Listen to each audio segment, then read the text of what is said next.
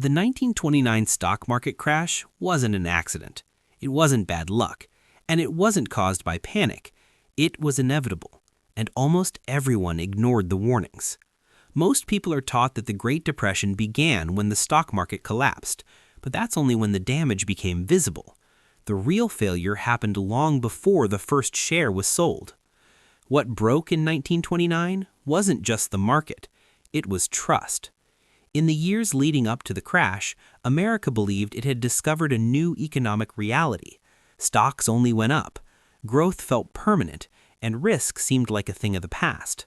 For the first time, ordinary people weren't just investing, they were borrowing to invest. This was called buying on margin.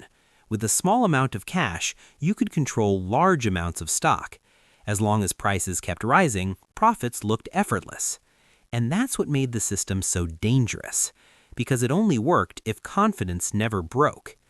Behind the optimism, the entire market was quietly becoming fragile. Banks held very little actual cash. Investors were leveraged. Speculation replaced discipline, and debt replaced patience. But none of that mattered as long as belief held. That's the part most people miss.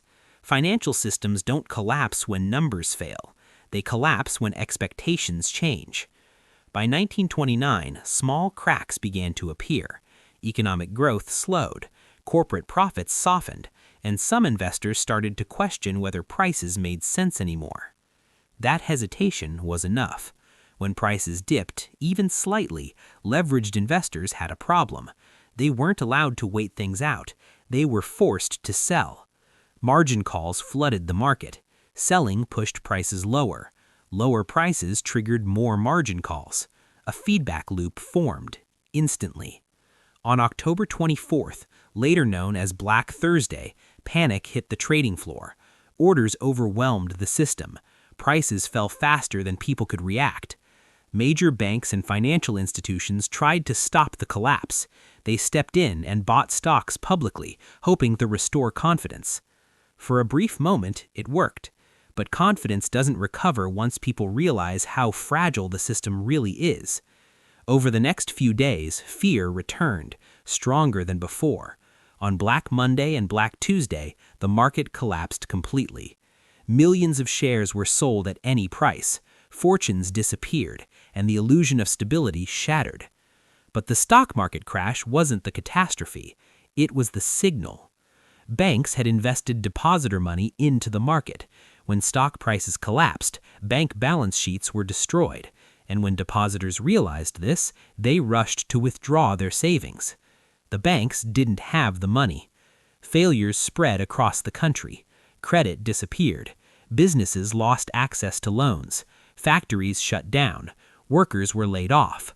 Unemployment surged. Spending collapsed. And fear became the dominant economic force.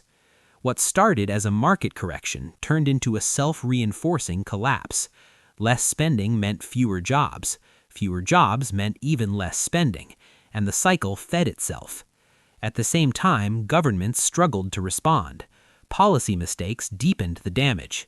Interest rates were raised when they should have been lowered. Spending was cut when the economy needed support. Each decision, viewed on its own, seemed reasonable. Together, they accelerated the collapse. By 1933, nearly 1 in 4 Americans was unemployed. Thousands of banks had failed. International trade slowed to a crawl. But the most important damage wasn't economic. It was psychological. People didn't just lose money. They lost confidence. They stopped trusting banks, stopped trusting markets, stopped trusting institutions that were supposed to protect them. And even when the economy began to recover, that damage remained. Modern banking regulations exist because of this collapse. Deposit insurance exists because of this collapse. Economic safety nets exist because of this collapse. Not because the system worked, but because it failed so completely. And this is the real lesson of 1929. The crash was inevitable because the system was built on belief without resilience, on leverage without limits, on confidence without safeguards. Every major financial crisis since then follows the same pattern. Short-term gains overpower long-term stability. Warnings are ignored, risks are dismissed, until belief finally breaks. And when trust disappears, even the strongest systems begin to fail. In the next video, we'll look at who actually benefited from the Great Depression and why the same patterns continue to repeat in modern markets.